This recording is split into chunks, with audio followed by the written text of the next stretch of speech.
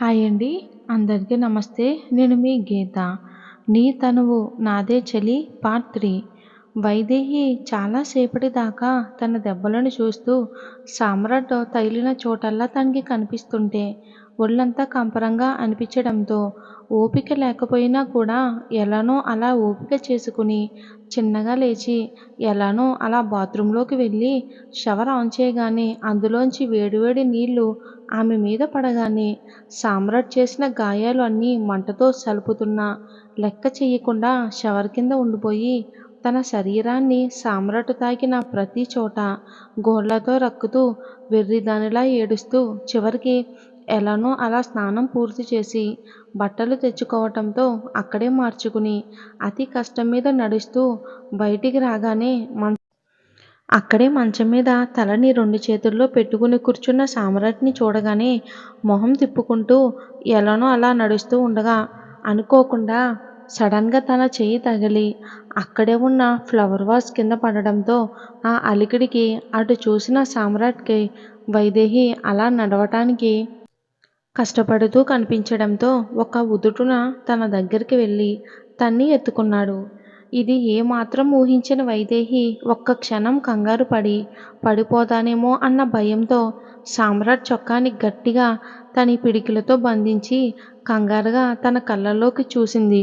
ఆ మరుక్షణమే తనేం చేసిందో గుర్తుకు వచ్చి ఆమె చేతిని అతని కాలర్ నుంచి తీసేసి కళ్ళు తిప్పేసుకుంది.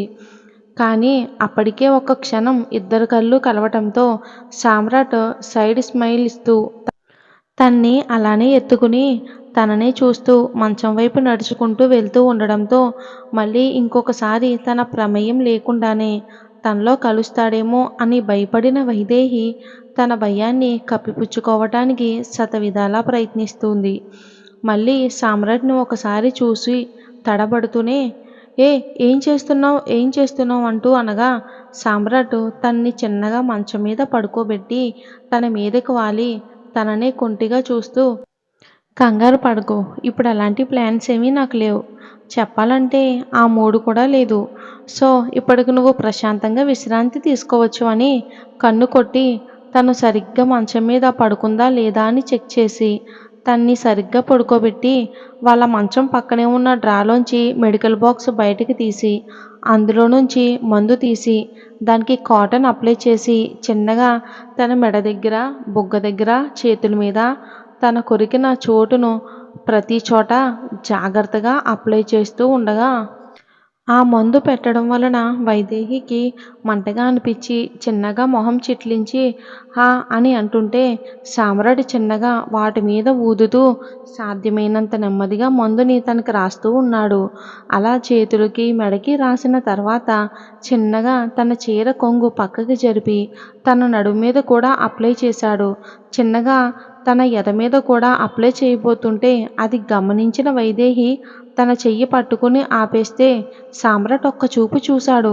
దానితో బెదిరిన వైదేహి చిన్నగా తన చేతిని వెనక్కి తీసుకోగా సామ్రాట్ గుడ్, వెరీ గుడ్ అని మళ్ళీ తన పని తను చేస్తూ వైదేహి ఎద మీద కూడా మందు అప్లై చేస్తూ ఉన్నాడు. అలా తన వల్ల గాయపడిన ప్రతి చోట సామ్రాటే స్వయంగా జాగ్రత్తగా మందు పెట్టాక తన చీర సరిచేసి తన్ని మళ్ళీ జాగ్రత్తగా పడుకోబెట్టి తనకి దుప్పటి కప్పుతూ రెస్ట్ తీసుకోమని ఒక్క ముక్కలో చెప్పి అక్కడి నుండి వెళ్ళిపోయాడు సామ్రాట్. తను అలా వెళ్ళగానే వైదేహి అతను వెళ్ళిన వైపే చూస్తూ అసలు ఎలా అర్థం చేసుకోవాలి సామ్రాట్ నిన్ను? ఒకసారి ప్రేమిస్తున్నా అంటావు, ఇంకొకసారి నా ఇష్టం లేకుండా నన్ను తాకను అంటావు, కానీ మళ్ళీ నువ్వే నన్ను బలవంతంగా లొంగదీసుకుంటావు. నీ మాట వినకపోయినా పర్లేదు అంటావు, మళ్ళీ నీకు కొంచెం ఎదురు చెప్పినా రాక్షసుడిగా మారిపోతావు. అలా మారి నన్ను ఇలా గాయపరుస్తావు. ఆ తర్వాత ఆ గాయానికి నువ్వే మందు పూస్తావు. అసలేంటి నువ్వు? నిన్ను నేను ఎలా అర్థం చేసుకోను సామ్రాట్ అని ఆలోచిస్తూ మొదటిసారి సామ్రాట్ని ఎక్కడ కలిసిందో గుర్తు చేసుకుంటుంది వైదేహి. సరిగ్గా 2 నెలల క్రితం ఒకరోజు కుండపోత వర్షంలో ఇష్టంగా తడుస్తూ నడుస్తూ ఉంది ఒక అమ్మాయి. తనే వైదేహి. తన కాలేజ్ నుంచి నడుస్తూ వస్తూ ఉండగా తన దారిలో ఉండగానే వర్షం పడడం మొదలయ్యింది. వైదేహికి చిన్నప్పటి నుండి వర్షం అంటే ఇష్టం ఉండడంతో చేతుల్ని బాల్లా చాపి వర్షాన్ని ఆస్వాదిస్తూ చిన్నగా నడుస్తూ ఉంది. అప్పటికే సాయంత్రం 6 గంటలు అవుతూ ఉండడంతో సూర్యుడు వెళ్ళిపోయి వర్షం పడడం వలన చిన్నగా చీకట్లు ముసురుకుని చల్లగాలి వీస్తూ ఉంది. పక్షులు కూడా గూటికి వెళ్ళిపోయి ఉంటాయి. ఆ వాతావరణాన్ని హాయిగా ఆస్వాదిస్తూ 15 నిమిషాలు దారిలోని అరగంట సేపు ఆడుతూ ఆడుతూ వర్షం తగ్గాక ఇంట్లో మెల్లగా అడుగుపెట్టింది వైదేహి. తను ఎప్పుడు వర్షంలో తడిచి ఆలస్యంగా వచ్చినా కూడా చివాట్లు పెట్టే తల్లిని గుర్తు చేసుకుంటూ, అమ్మా, నిజంగా సారీ, నేను కావాలని లేట్ చేయలేదు.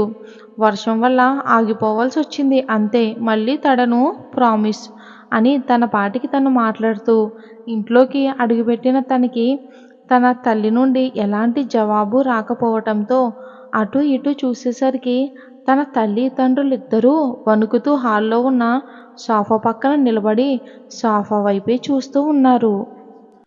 అసలు వాళ్ళు అంతలా దేన్ని చూసి భయపడుతున్నారో అర్థం కాక వైదేహి సోఫా వైపు తల తిప్పి చూసేసరికి తెల్లగా ముట్టుకుంటే కందిపోయేలా ఉండే రంగుతో నల్లని సూట్ వేసుకుని ట్రిమ్ చేసిన గడ్డం, ఒత్తుగా పెరిగిన జుట్టు, నీలిరంగు కళ్ళతో హుందాగా కాలు మీద కాలేసుకుని కూర్చుని ఉన్నాడు ఒక వ్యక్తి. అతని పక్కనే దున్నపోతుల్లాంటి 2 బౌన్సర్లు కూడా ఉన్నారు. అతన్ని చూసి తన తల్లిదండ్రుల భయంతో బిక్క చచ్చిపోతూ ఉన్నప్పటికీ అతనెవరో తనకి తెలియకపోవటంతో తన్ని వింతగా చూస్తూ తన తల్లి వైపు తిరిగి, అమ్మా, ఎవరమ్మా ఇతను? నేనసలా ముందెప్పుడు చూడలేదు ఇతన్ని. అసలు ఇక్కడేం చేస్తున్నాడు అని అడిగింది. మీరెందుకు తన్ను చూసి భయపడుతున్నారు అని వరుసపెట్టి ప్రశ్నలు అడుగుతూ ఉంటే వాళ్ళు వైదేహిని చూసి ఇంకా భయంగా బాధగా చూస్తూ ఉంటారు. తను ఇంకో ప్రశ్న అడిగే లోపే ఆ వ్యక్తి పక్కన ఉన్న బౌన్సర్లో ఒకడు వైదేహిని చూస్తూ, ఏ పిల్ల, నోరు దగ్గర పెట్టుకుని మాట్లాడు. మా బాస్ని అతను ఇతను అంటావేంటి?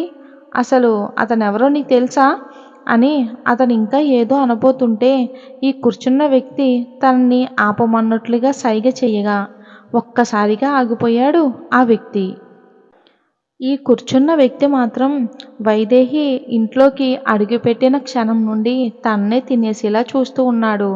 ఇప్పుడు కూడా తన వైపు నుండి మాత్రం ఏ చూపు మలచకుండా హుందాగా లేచి ఇందాక వైదేహితో మాట్లాడిన బౌన్సర్ని ఒక్కసారిగా చెంప చల్లుమనిపించాడు. ఇది ఏమాత్రం ఊహించని బౌన్సర్ కింద పడిపోగా వైదేహి మాత్రం ఒక అడుగు వెనక్కి వేసి అలా చూస్తూ ఉంది కొట్టిన వ్యక్తిని.